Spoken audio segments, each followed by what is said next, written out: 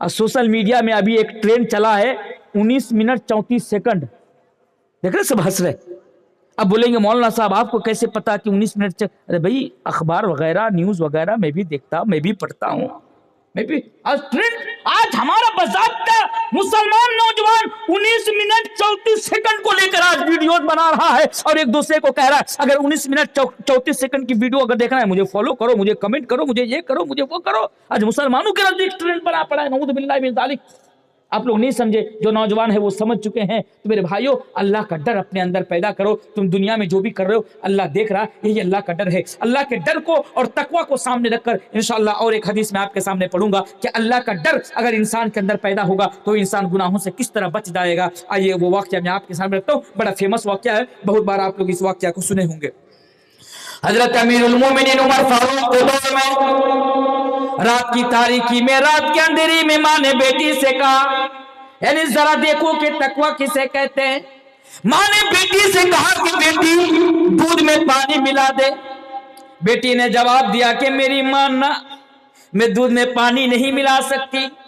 मेरी माँ, मैं रात के अंधेरी में या रात की तारीकी में दूध में इसलिए पानी नहीं मिला सकती या पानी की मिलावट नहीं कर सकती क्योंकि अमीरुल मोमिनीन हजरत उमर फारूक का यह फरमान है कि जो भी दूध में पानी मिलाता हुआ पकड़ा जाएगा वो सजा का मुस्तहिक होगा। माँ ने बेटी को कहा, बेटी अगर तुम रात की तारीकी में या रात के अंधेरे में अगर तुम दूध में पानी मिला दोगी तो हजरत उमर को थोड़ी ना पता चलेगा। मेरे भाइयों, जरा देखो तकवा किसे कहता है और तकवा एक इंसान को किस तरह गुनाहों से बचाता है।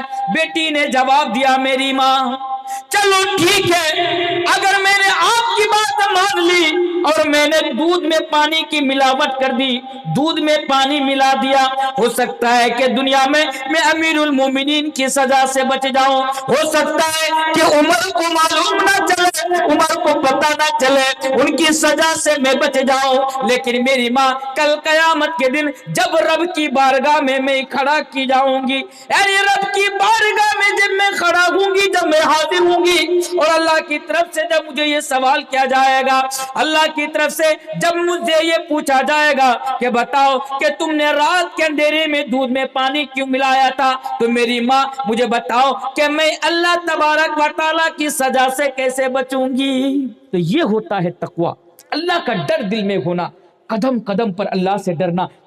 हटाइए सबको, किसी को मालूम चले या ना चले, किसी को पता चले या ना चले, पर मेरा रब मुझे देख रहा है, ये डर आप अपने अंदर पैदा करो। बोले इंशाअल्लाह आज के बाद तकवा अपने अंदर पैदा करेंगे, इंशाअल्लाह इंशाअल्लाह इंशाअल्लाह कामयाब हो जाएंगे।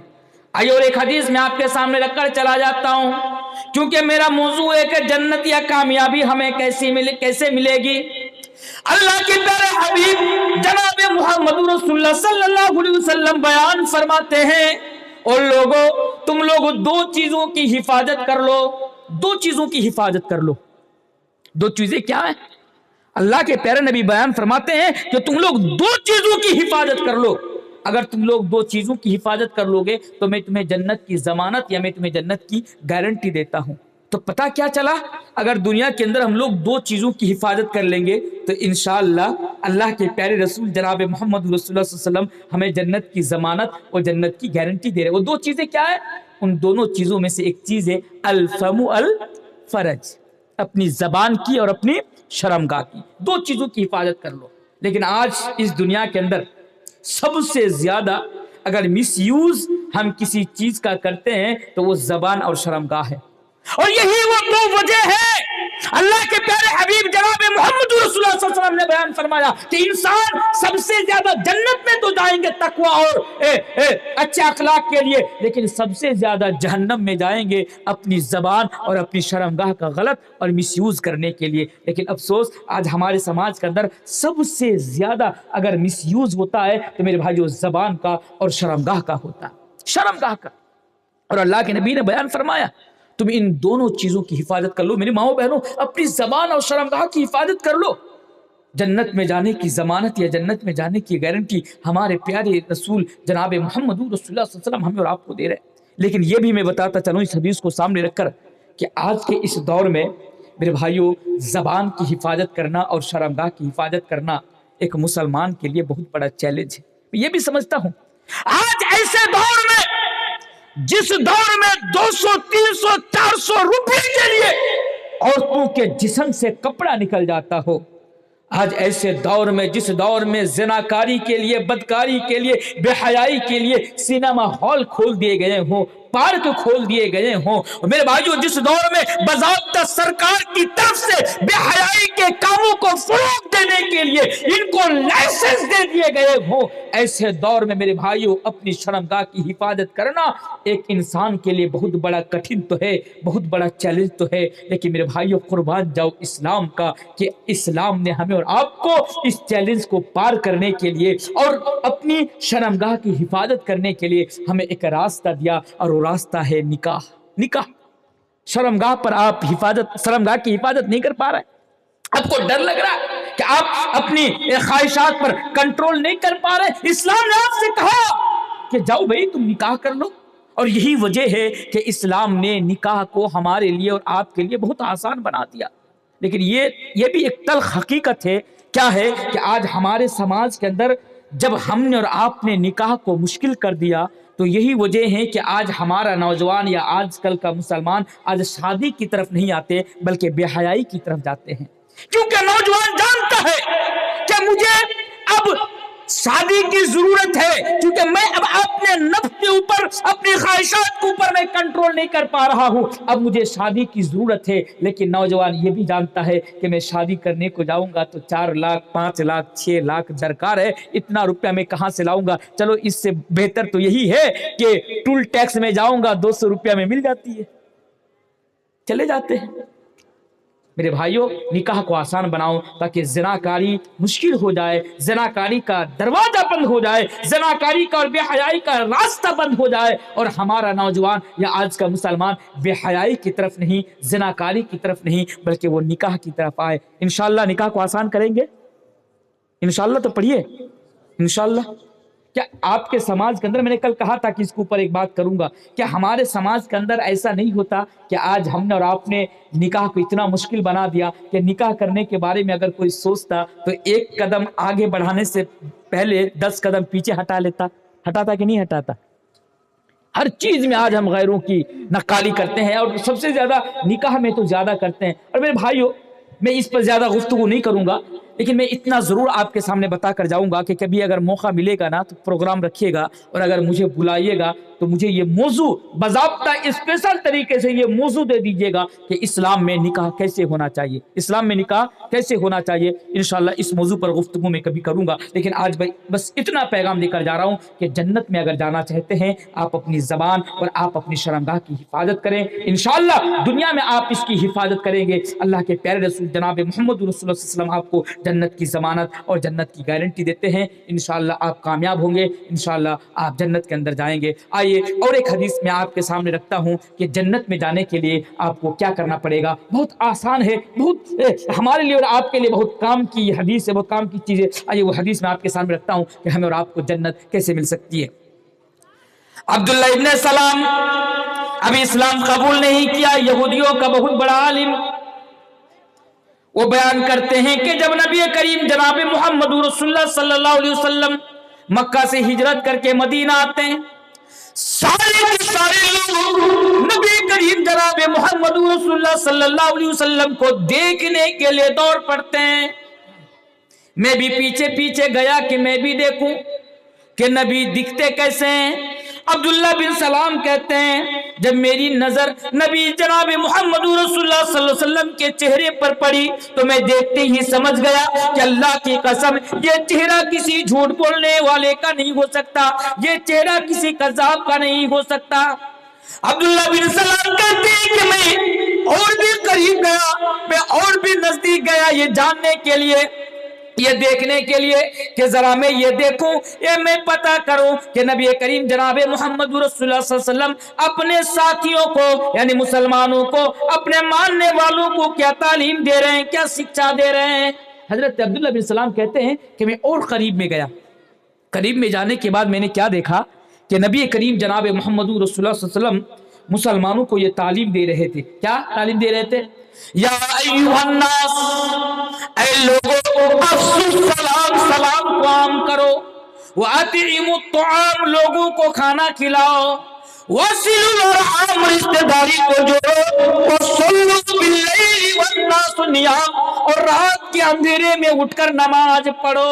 اگر یہ 4 کام تم دنیا کے اندر کر لیتے ہو تو تدخلون الجنت بسلام، تو تم سلامتی کے ساتھ جنت کے اندر چلے جاؤ گے، تم آسانی کے ساتھ جنت کے اندر چلے جاؤ گے۔ اللہ اکبر، سلامتی کے ساتھ تدخل الجنت بسلام، سلامتی کے ساتھ تم جنت کے اندر چلے جاؤ گے۔ تو دنیا میں ہمیں کیا کرنا ہے؟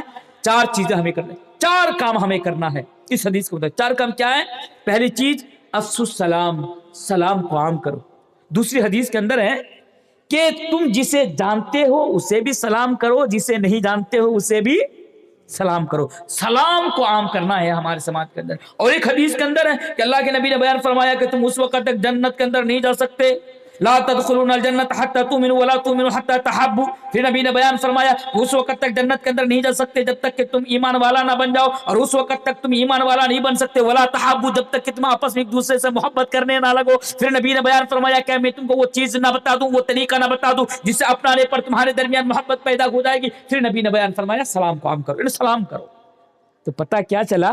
پہلی چیز جنت میں جانے کے لیے ہمیں سلام کو عام کرنا ہے۔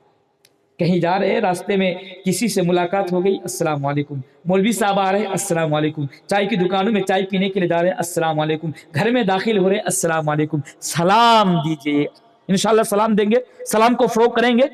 لیکن ہمارے سماج میں دھیرے دھیرے سلام ختم ہو رہا ہے۔ آج نیا یار یہ ٹیکنالوجی کا دور ہے، سب اپنے آپ کو ماڈرن سمجھتے، کیا گڈ نائٹ پاپا، گڈ نائٹ ماما، good night, good evening, good evening, good afternoon, بہت سارے کے لفظ ہیں، بہت سارے الفاظ آج ان کو بولا جاتا ہے، لیکن سلام کی آج ہمارے نظر میں کوئی ویلو یا کوئی اہمیت نہیں ہے۔ لیکن اگر کامیاب ہونا چاہتے ہیں میرے سلام کرو۔ ہاں، اور ایک چیز میں بتا دیتا ہوں آپ کے سامنے، ہمارے سماج کے اندر تو اسٹیٹس دیکھ کر بھی سلام دیا جاتا ہے، نہیں سمجھے؟ اسٹیٹس دیکھ کر مطلب لیبل دیکھ کر سلام پیش کیا جاتا ہے، لیبل دیکھ کر۔ سامنے سے ایک نیتا صاحب آ رہے ہیں، نیتا آ رہے ہیں، نیتا صاحب السلام علیکم، وہ تو ہو گیا۔ سامنے سے ایک مولانا صاحب آ رہے ہیں، مسجد کا امام آ رہے ہیں، اب ہماری زبان سے سلام نہیں نکلتا۔ نیتا کو دیکھ کر چیخ چیخ کر سلام کرنے والا جب ایک غریب آدمی کو دیکھ رہا ہے، اب اس کی زبان سے سلام نہیں نکل رہا ہے۔ تو یہ بھی ایک تلخ حقیقت ہے ہمارے سماج کے اندر کہ آج ہم نے سلام کو بھی لیبل میں اور سلام کو بھی اسٹیٹس میں بانٹ دیا ہوں کہ امیر کو دیکھتا ہوں سلام کرتا ہوں، اپنے سے اوپر لیبل کا آدمی دیکھتا سلام کرتا ہوں، غریب کو دیکھتا ہوں تو ہماری زبان سے سلام نہیں نکلتا ہے۔ میرے بھائیو ایسا نہیں، اگر آپ کامیابی پانا چاہتے ہیں ہر ایک مسلمان سے آپ سلام کیجئے، بھلے ہی وہ امیر ہو، بھلے ہی وہ غریب ہو، بھلے ہی اس کا اسٹیٹس آپ کے اسٹیٹس سے لو ہو یعنی کم ہو، پھر بھی آپ ان کو سلام کریں۔ یہ پہلی چیز ہے انشاءاللہ۔ دوسری چیز جنت میں جانے کے لیے، کامیاب ہونے کے لیے، کیونکہ اللہ کے نبی نے بیان فرمایا آپ بہت ہی آسانی کے ساتھ جنت کے اندر چلے جائیں گے۔ دوسری چیز کیا؟ وَأَطْعِمُوا الطَّعَامَ، کھانا کھلائیے۔ دیکھیے اسلام کے اندر، ہماری شریعت کے اندر کھانا کھلانے پر بہت زیادہ زور دیا گیا ہے۔ شیخ بیٹھے ہیں، شیخ اچھی طرح جانتے ہیں، میں آپ کے سامنے یہ بات واضح کر دیتا ہوں کہ اسلام کے اندر، ہماری شریعت کے اندر کھانے پر بہت زیادہ، کھانا کھلانے پر بہت زیادہ زور دیا گیا۔ کھلانے پر زور دیا گیا لیکن سماج میں کھانے پر زیادہ زور دیا گیا۔ کھانے پر اگر کہیں فری کو کھانے کو ملے تو ہم آگے ہیں، پیش ہیں، لیکن اگر کسی کو کھلانے کی باری آئے، کھلانے کی بات آئے تو ہم پیچھے ہٹ جاتے ہیں۔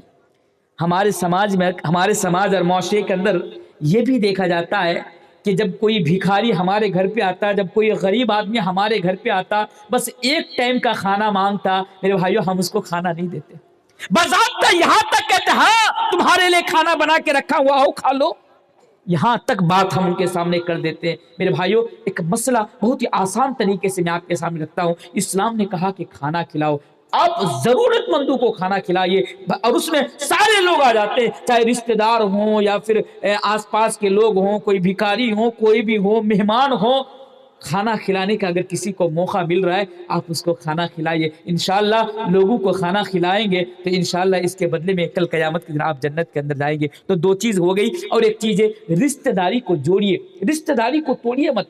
آج ہمارے سماج کے اندر ذرا سی باتوں کے لیے ہم رشتہ داری کو توڑ دیتے ہیں۔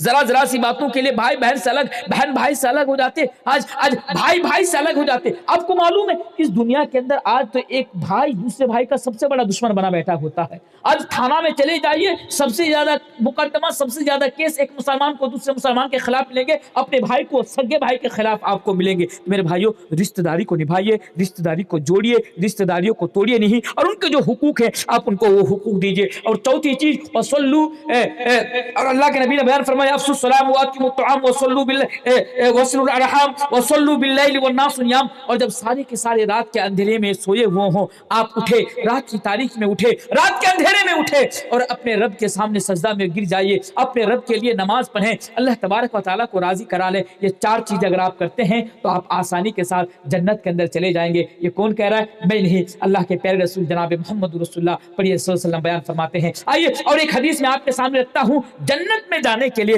ہمیں دنیا کے اندر کیا کرنا پڑے گا۔ اب کچھ آسان چیزیں میں آپ کے سامنے لاتا ہوں جو بہت ہی آسان ہے، ان میں سے ایک حدیث یہ ہے، اللہ کے پیارے نبی جناب محمد رسول اللہ صلی اللہ علیہ وسلم نے بیان فرمایا، او لوگوں، اگر تم کامیاب ہونا چاہتے ہو، اگر تم اصل کامیاب ہونا چاہتے ہو، جنت کے اندر جانا چاہتے ہو، تو اس حدیث کو سنو۔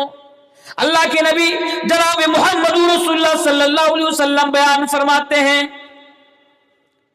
وَإِذَا قَالَ الْمُؤَذِّنُ اللہ اکبر اللہ اکبر، اور لوگوں جب مؤذن، یعنی جب مؤذن صاحب اذان دے اور لوڈ اسپیکر کے ذریعے سے اذان کی کلمات آپ کے کانوں تک آئے، یعنی اذان کی آواز آپ کے کانوں تک آئے، جب مؤذن صاحب پکارے اللہ اکبر اللہ اکبر، تو اللہ کے نبی نے بیان فرمایا فقال احدکم اللہ اکبر اللہ اکبر، تو تم بھی کہو اللہ اکبر اللہ اکبر۔ پھر آگے اللہ کے نبی نے بیان فرمایا جب مؤذن صاحب یہ کہے اشہد ان لا الہ الا اللہ، تو تم بھی کہو اشہد ان لا الہ الا اللہ۔ تب مؤذن صاحب یہ کہے اشہد ان محمد رسول اللہ، تو تم بھی کہو اشہد ان محمد رسول اللہ۔ پھر مؤذن صاحب جب پکارے، یعنی جب کہے حی علی الصلاۃ، تو تم کہو لا حول ولا قوت الا باللہ۔ مؤذن صاحب جب پھر یہ کہے حی علی الفلاح، تو تم کہو لا حول ولا قوت الا باللہ۔ اور جب مؤذن صاحب یہ کہے اللہ اکبر اللہ اکبر، تو تم بھی کہو اللہ اکبر اللہ اکبر۔ اور جب مؤذن صاحب یہ کہے کہ لا الہ الا اللہ، تو تم بھی کہو لا الہ الا اللہ۔ اس کے بعد اللہ کے پیارے نبی جناب محمد رسول اللہ صلی اللہ علیہ وسلم بیان فرماتے ہیں من قلبہ دخل الجنہ۔ یہ حدیث کے الفاظ ہے، اگر آپ نے دل کے ساتھ ان کلمات کو ادا کر دیے، مؤذن صاحب کے بعد ان کلمات کو دہرا دیے، تو اللہ کے نبی بیان فرماتے ہیں من قلبہ دخل الجنہ، تو آپ جنت کے اندر داخل ہو جائیں گے۔ کتنا آسان ہے جنت میں جانا، اللہ اکبر۔ انسان کوشش تو کرے جنت میں جانے کی، ارے یہ تمنا تو کرے جنت میں جانے کی۔ اللہ کے رسول نے ہمیں کتنا آسان راستہ دکھایا۔ بھئی جب اذان ہو تو اذان کے یعنی مؤذن صاحب کے بعد آپ ان کلمات کو دہرائیے، آپ ان کا جواب دیجئے، انشاءاللہ آپ جنت کے اندر جائیں گے۔ کتنے لوگ ہیں جب اذان ہوتی ہے تو ہم جواب دیتے ہیں؟ کتنے لوگ ہیں میرے مائیں بہن؟ آپ بھی ایسا نہیں ہے کہ یہ حدیث ہے صرف اور صرف مردوں کے لیے، آپ گھر میں ہیں اذان ہو رہی ہے آپ بھی جواب دیجئے، آپ بھی جواب دیجئے، عام ہے سب کے لیے۔ انشاءاللہ جواب دیں گے، انشاءاللہ ایسا کریں گے تو کیا فائدہ ملے گا؟ ایسا کریں گے تو آپ کو جنت ملے گی۔ یہ میں نہیں، ہمارے پیارے رسول جناب محمد رسول اللہ صلی اللہ علیہ وسلم بیان فرما رہے ہیں۔ اچھا آئیے اور ایک چیز پر ذرا دیکھیے، آیت الکرسی یاد ہے آپ لوگوں کو؟ آیت الکرسی بہت کم لوگوں کو یاد ہے۔ آج یہ بھی ایک تلخ حقیقت ہے کہ آج مسلمانوں کو بڑے بڑے گانے یاد ہو جاتے ہیں، لیکن آج مسلمانوں کو دعائیں یاد نہیں ہوتی ہے۔ آج کتنے مسلمان ہیں کہ آیت الکرسی جانتے ہیں؟ ارے مسلمانوں کا حال تو یہ ہے شیخ، یہ بڑا افسوس کا مقام ہے کہ سورہ فاتحہ تک ان کو پڑھنا نہیں آتا۔ یہ حقیقت ہے، سورہ فاتحہ تک پڑھنا نہیں آتا۔ اور اس معاملے میں سب سے زیادہ برا حال اگر کسی کا ہے تو ہماری ماؤں اور بہنوں کا ہے۔ سب سے زیادہ برا حال ماؤں اور بہنوں کا ہے۔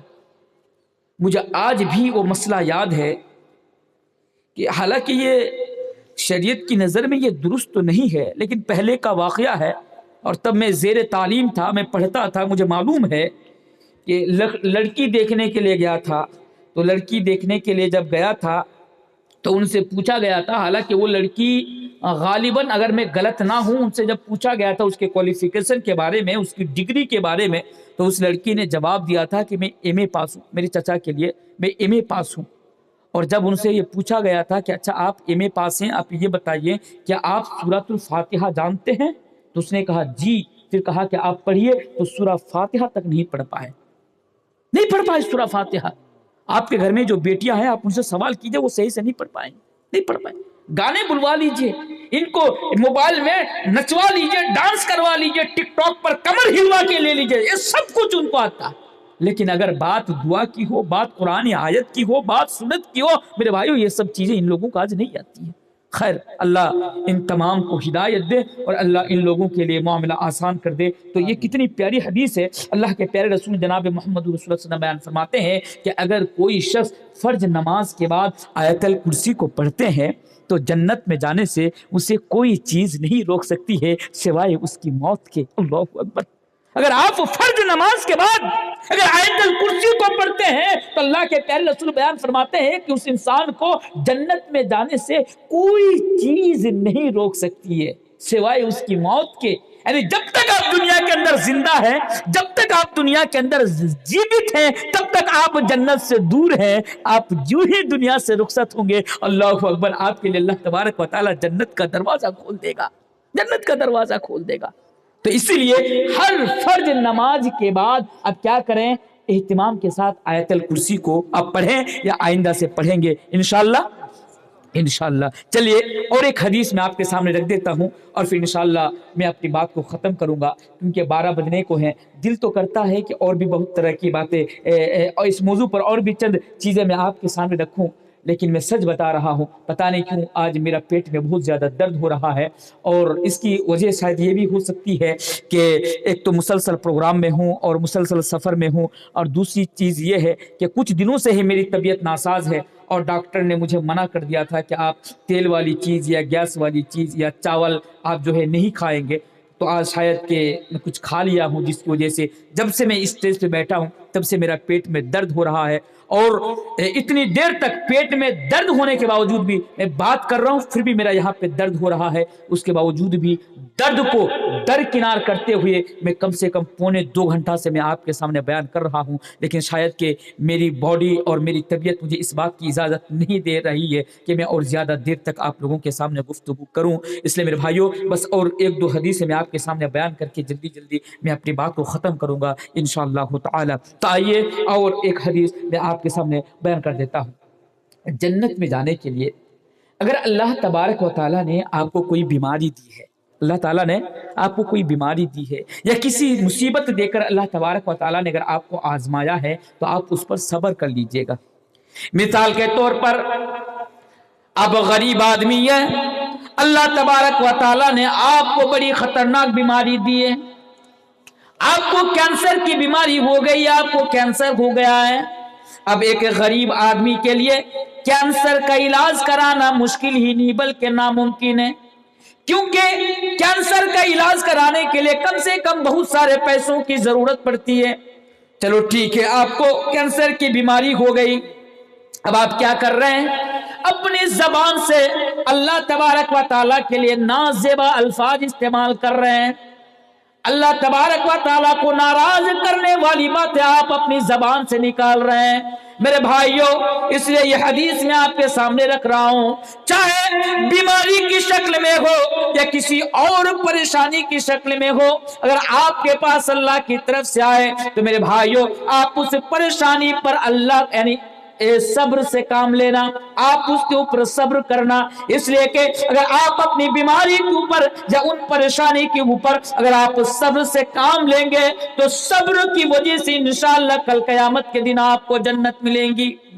اور اس حدیث کے تناظر میں اس حدیث کو سامنے رکھ کر اہل علم یہ بیان فرماتے ہیں، وہ حدیث صحیح بخاری کی حدیث ہے، ایک کالی کلوٹی عورت ہے، اللہ کے پیارے نبی جناب محمد رسول اللہ صلی اللہ علیہ وسلم کی خدمت میں آتی ہے، اور آنے کے بعد کہتی ہے یہ اللہ کے رسول مجھے مرگی کی بیماری ہے، اور جب یہ مرگی کا دورہ میرے اوپر آتا ہے میں چکر کھا کر زمین پر لیٹ جاتی ہوں، میں زمین پر گر جاتی ہوں اور میرا جسم سے میرا کپڑا نکل جاتا ہے، میرا ستر کھل جاتا ہے، اے اللہ کے نبی میں بے پردہ ہو جاتی ہوں، جسم سے کپڑا نکل جاتا ہے، آپ اللہ سے دعا کر دیجئے تاکہ یہ بیماری ٹھیک ہو جائے۔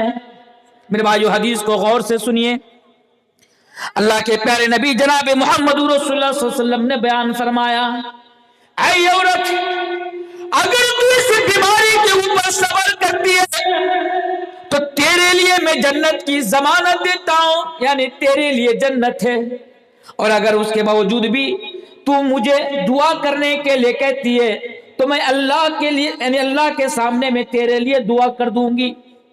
وہ عورت کہتی ہے کہ اللہ کے نبی اگر اس بیماری کے اوپر صبر کرنے کی وجہ سے، اگر اس بیماری کے اوپر یعنی صبر کرنے کی وجہ سے اگر مجھے جنت مل رہی ہے تو میں اس بیماری کے اوپر صبر کرنے کے لیے تیار ہوں، لیکن اللہ کے رسول آپ بس اللہ سے اتنی سی دعا کر دیجئے کہ جب یہ بیماری کا دورہ میری اوپر آئے، یعنی مرگی کا دورہ جب میرے اوپر آئے اور میں جب زمین پر لیٹ جاؤں یا جب میں زمین پر بے ہوش ہو کر گر جاؤں تو میرا جسم سے کپڑا نہ نکلے، میرا جسم یعنی میرا ستر سے کپڑا نہ گھٹے۔ پھر میرے بھائیو اللہ کے پیارے رسول جناب محمد رسول اللہ صلی اللہ علیہ وسلم اس عورت کے لیے دعا کرتے ہیں۔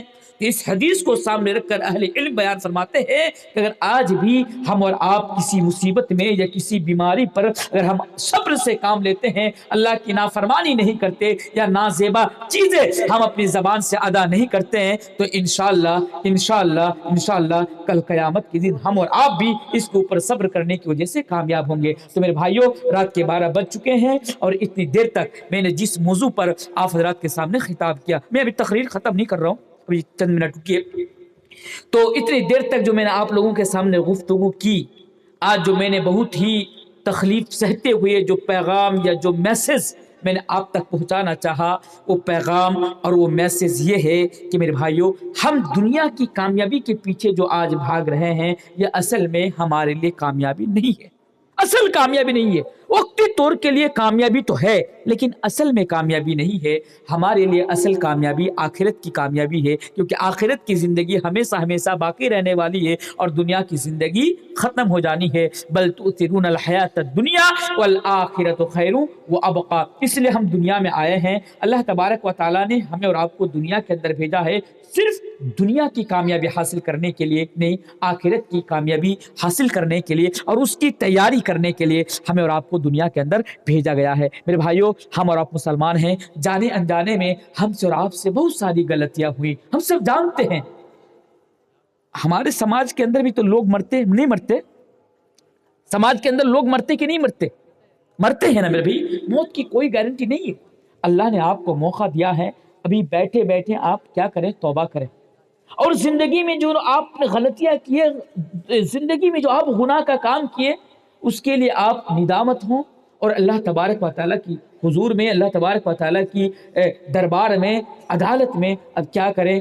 اس کو رکھیں اور اللہ تبارک و تعالیٰ سے معافی مانگیں۔ امید ہے اللہ تبارک و تعالیٰ کی ذات سے کہ اللہ تبارک و تعالیٰ ہم سب کو معاف کر دیں گے، اور آج سے یہ عہد کیجئے، آج سے یہ وعدہ کیجئے کہ دنیا کے اندر ہم جب تک ہم لوگ زندہ رہیں گے انشاءاللہ آخرت کو سامنے رکھ کر زندہ رہیں گے، انشاءاللہ آخرت کی تیاری کریں گے۔ جو لوگ نماز نہیں پڑھتے ہیں آج کے بعد ہم لوگ نماز پڑھیں گے۔ میری مائیں بہنیں، نماز کے معاملے میں آپ لوگ بھی آج سب سے زیادہ پیچھے ہیں، یا تو یوں کہہ لوں کہ بہت ساری مائیں اور بہنیں آج کل نماز ہی نہیں پڑھتی ہیں، عورتیں سب سے زیادہ نماز کے معاملے میں پیچھے ہیں۔ اس سے آپ تمام سے درخواست کرتا ہوں، ہاں جنت میں جانے کے لیے یہ بھی ضروری ہے کہ انسان دنیا کے اندر نماز پڑھے، کیونکہ کل قیامت کے دن ان اول ما یحاسب به العبد یوم القیامہ، کل قیامت کے دن بندہ سے سب سے پہلا سوال جو پوچھا جائے گا وہ نماز کے بارے میں کیا جائے گا۔ یہ ایک ایسا موضوع تھا جو میں نے آپ کے سامنے لے کر آیا تھا، اگر 3-4 گھنٹہ بھی اس موضوع پر بیان کرتا پھر بھی بات ختم نہیں ہوتی۔ میرے بھائیوں جتنی بھی چیزیں میں نے آپ کے سامنے لائے ان تمام چیزوں پر انشاءاللہ ہم سب عمل کریں گے۔ میں آخر میں اللہ تبارک و تعالیٰ سے دعا کرتا ہوں کہ الہ العالمین تو ہم سب کو دنیا میں رہ کر تو نیک اعمال کرنے کی توفیق عطا فرما، ایمان کے ساتھ ثابت قدم رہنے کی توفیق عطا فرما، قدم قدم پر تیرے اور تیرے رسول کی اطاعت کر کے زندگی گزارنے کی توفیق عطا فرما. یہ الہ العالمین تو ہم سب کو جہنم کی عذاب سے بچا کر جنت کے اندر داخل فرمانا. پڑھیے اللہم آمین. اسی کے ساتھ میں اپنی بات کو ختم کرتا ہوں، لیکن جاتے جاتے موت کو سامنے رکھ کر ایک نظم کے 2 لائن گنگنا کر میں آپ سے ودا لینا چاہوں گا. شیخ معذرت کے ساتھ صرف 2 منٹ میں ٹائم لیتا ہوں، اور اس نظم کو جو میں پڑھوں گا میرے بھائیوں، موت کو سامنے رکھ کر پتہ نہیں پھر کبھی آپ تمام سے ملاقات ہوگی یا نہیں ہوگی، پتہ نہیں پھر آپ لوگ مجھے کبھی ڈائریکٹ دیکھ پائیں گے یا نہیں پائیں گے. حالانکہ ابھی بھی کلیہ چوک کے اندر میرا کم سے کم 10-12 پروگرام ابھی بھی کرنا باقی ہے. ہو سکتا ہے کہ میں یہاں سے جاؤں اور آپ کے پاس خبر پہنچ جائے کہ مولانا تنویر عالم صاحب کی موت ہو چکی ہے. اس لیے موت کو سامنے رکھ کر میں آخر میں ایک نظم کی 2-4 لائنز میں آپ کے سامنے رکھتا ہوں. سنو دل سے یارو سلام آخری ہے، نظم آخری ہے، کلام آخری ہے، کلام آخری ہے. سنو دل سے یارو سلام آخری ہے، نظم آخری ہے، کلام آخری ہے، کلام آخری ہے. اس بات کو نہ یہ دنیا بڑی بے وفا ہے سنبھلنا، یہاں دل لگانے کی کوشش نہ کرنا، کوشش نہ کرنا. سنو دل سے یارو سلام آخری ہے، نظم آخری ہے، کلام آخری ہے، کلام آخری ہے. دعا کر لو بھائی جدا ہو رہا ہوں، رہی زندگی تو پھر آ کر ملوں گا، آ کر ملوں گا. دعا کر لو بھائی جدا ہو رہا رہی زندگی تو پھر آ کر ملوں گا، آ کر ملوں گا. اگر مر گیا تو دعا کرتے رہنا، آنسو بہانے کی کوشش نہ کرنا، کوشش نہ کرنا. دعا کر لو بھائی جدا ہو رہا ہوں، رہی زندگی تو پھر آ کر ملوں گا، آ کر ملوں گا. اگر مر گیا تو دعا کرتے رہنا، آنسو بہانے کی کوشش نہ کرنا، کوشش نہ کرنا. السلام علیکم ورحمۃ اللہ. ওয়ালাইকুম আসসালাম রহমতুল্লাহি ওয়া শুক্রিয়া, অশেষ অশেষ ধন্যবাদ আমাদের আজকের গত রাত থেকে এখন পর্যন্ত